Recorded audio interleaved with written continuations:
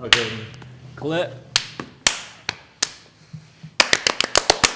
Thanks for joining us today. We're filmmakers from Birmingham, Alabama. Today we're going to be reacting to some clips from our favorite movies and explain how they're done, maybe some of the behind the scenes. We'll see what we have in store. So first clip is one that I hold very near and dear to my heart. It's one of my favorite movies growing up, and it's still one of my favorite movies today. This is a movie franchise that I personally hate. You have to get out. Resident Evil. Your positions, everyone stay calm. What's that? I love it. I love how What's that? I love how cheesy this movie is. But that's the thing is you like some cheese. Yeah. Oh, dude, this is so graphic. This does look cool though. I remember. So the hand, I feel like that one's pretty self-explanatory. That's just like they paint his fingers green. You know, they track it, and then maybe they put some markers on it, and then they track his hand. So maybe there might be some markers on the back of his hand just to get a better track, and then they remove it in post, and then you just make a 3D model, and then you put in some nice fleshy bits, green screen that out. Now the next effect though, hold up. Hang on, I gotta get closer. I think that's a gosh darn practical hand. I don't think that's his actual hand. I think. oh, you mean they're just holding it up like that? Yeah, I think that's just a fake hand. Hang on. Yeah, you might be right.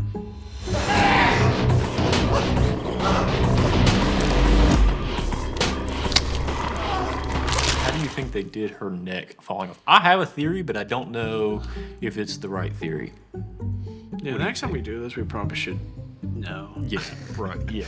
I guess I don't know, like having her stand in, you think, and then like where she's there to use as like a visual representation of like adding What she actually CGI. looks like. I think what they did was they did 2 takes and they just did a repeat movement of the camera. Right. And what they did was they just had her stand there for one, so she's just standing there, so her neck stays the same. Yeah. And then they go through it again and they have her do a fall motion. Coming back! Open the door! I'm trying! We're trying harder! He's coming back! I totally forgot about that. That one was good.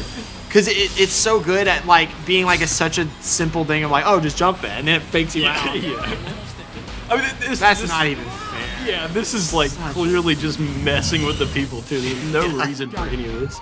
It's like giving you this fake security that you can beat it, and then it's just like, oh, well, never mind. Right, because if this was purely just a prevention from people sneaking in there, they would do just the mesh to start off just with. that. But Like, yeah, oh, you're dead. They tease them by like, oh, dodge this. It's so messed up. Just kidding. You can watch your friends and teammates just get obliterated in front of you. It's so dark. From a filmmaker's perspective, is that it doesn't always necessarily have to make like a practical sense as far as why does a security system do it. If it looks cool and it's entertaining, do it. Yeah. Because sometimes that's going to be way better than doing something, you know, that just kills all of them right off the bat. Absolutely. Yeah. It builds up all this tension. Yeah, it doesn't make sense as far as a real life security system, but it's cool as crap. Yeah. It's so good. I love it.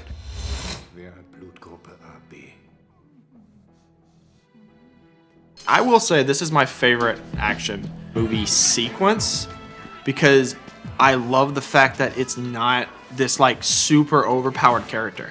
It's cumbersome, it's awkward, he's so clearly like tired and being beat so many times, and yet at the same time he's not. He's like, it's just, I love it. It's done so well. I love how, you know, a lot of fighting scene that has just really bad like the stunt guys in the background, whenever they're getting ready to fight you, they're just like, they're waiting. Yeah, they're waiting for the choreography to finally come in and do.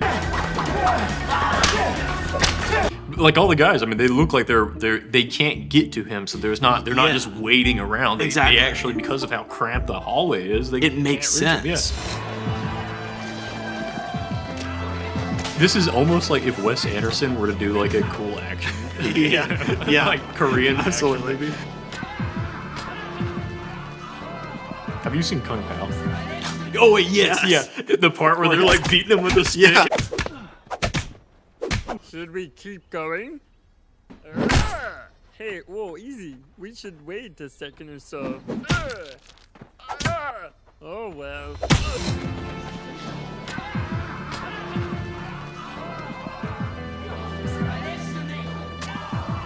Oh, do they kill him? They stuck a knife in his back. So how do you think they did the knife? I'm gonna pause it real That's quick. a good. Maybe a knife with. Okay, so you got your knife, and then you have like a flat piece of metal, right? Mm-hmm. And on his back, and maybe the metal is like painted the same color as his shirt, and then on him, you put like maybe just like a belt around him, put a magnet on it, so whenever they put the flat part on him, now it's stuck to his back. Yeah. That's how I would go. So this is how I thought they did it. Okay. During the part where they pretend that they stab him, that he falls down, and I thought that maybe during the part where everybody yeah. gathers around him, I thought maybe they have some kind of strong piece of magnet in his shirt, and the knife is like magnetized, and they simply just put it there and it's stuck. Yeah. Mm-hmm. Okay, how they actually did this? It's completely CGI. Really? Yes. Huh. Now I can kind of see it. Yeah, I can see it now. Especially when they kicked him. I mean, it's good for a 2004 film too. Absolutely. I mean, it's good for modern day. If you didn't tell me that it was CGI, I would never have done it. Guys, if you want to check it out, we'll put a link in the description. But Jordan just did a music video with a scene inspired from this particular shot. And in my opinion, the quality is definitely way better. Thank you. You're wrong, but thank you. Well, they were also filming 2004 with cameras that are from 2004, so Yeah, film cam. shooting with a red Komodo. I need you back here right now. I need you. Okay, baby, just calm down, sweetheart. Calm down. Tell me to calm down. You're breaking up. Have you seen Alien Covenant? No, I don't think so. Okay, so you have Prometheus and then Alien Covenant, which Alien Right, Covenant is right. the sequel to Prometheus. In my opinion, I think Alien Covenant is a better film than Prometheus. Prometheus feels more like a sci-fi film. Alien Covenant feels more like a horror sci-fi film.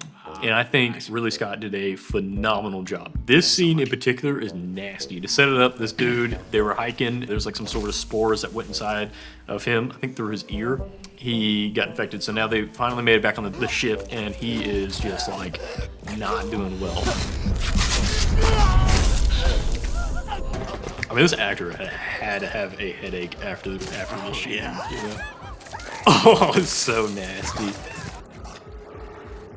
Oh, the way his body just falls. Yeah, too. that was cool.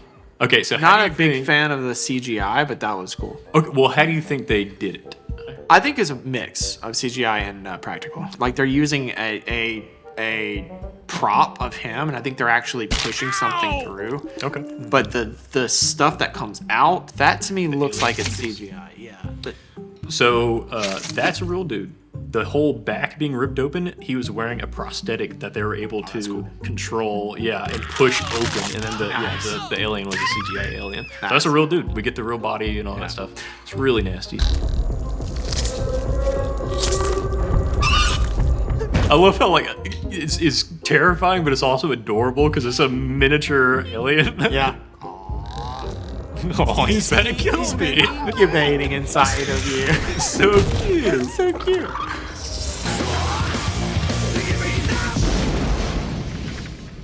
You think he's dead? They never are.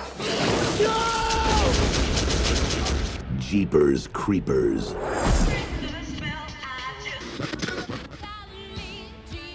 That's the song. That's the song. They're the words to sing. Just look, that's it's so cool. Just him like standing off in the back. That's the thing I love about this movie is they know how to keep. Choke for a second. They build up mystery so well. Like they don't just show you him and then throughout the movie you see him. Like there's a slow build up of getting more details to him. The less you see of something, the better. Yeah. So it's like you don't have to have something like insanely expensive or insanely good looking, as long as you are hiding it well. It allows your audience's imagination to to take control and to make it seem a lot scarier than what it is. Build the tension on what the audience can't see, and that's a lot scarier than a $20 horrible costume that you made at the thrift store. Right, exactly. The new Children of the Corn, the monster in it is laughable. laughable. Oh God. The CGI. Oh my God. I'm not a hater against CGI. This movie should never have done it. It looks so bad.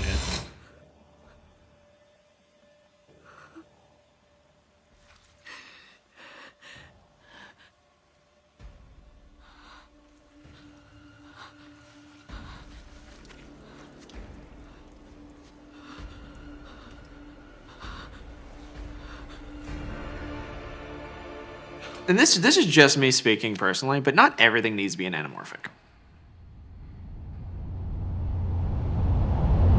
I disagree.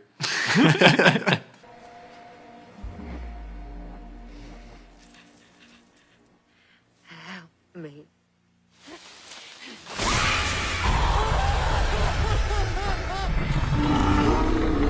What? This is a legit thing? It's a corn monster. Who thought this was a good idea? It's just a dude made out of corn. It's Groot. It's Groot from the Midwest.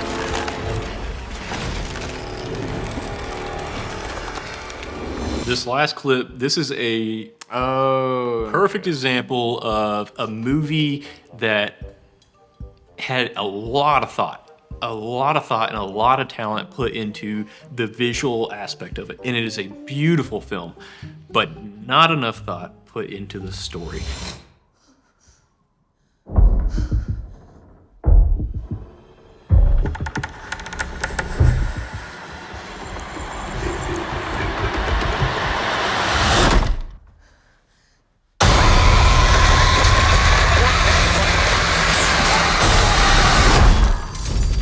I mean, this is literally how the movie starts off. So we start off not knowing anything about her. Oh, it is? Yeah. You immediately go into alien abduction. And it's like, I don't care about this character at all. It looks cool. Yeah, It looks yeah. so cool. Yeah, you don't Okay, know yeah, that's anything. terrible. Why would you start it off like that? Oh, yeah. Go straight into it. not Like, I knowing get anything about her. like you do need a hook. You want the hook to be entertaining and gripping, not immediately being like, oh, care for this character right now. Right. Yeah. Jurassic Park is one that stands out the most to me. where- absolutely. Shoot her! None of the characters you have to be emotionally attached to. It's just a very entertaining, quick bit.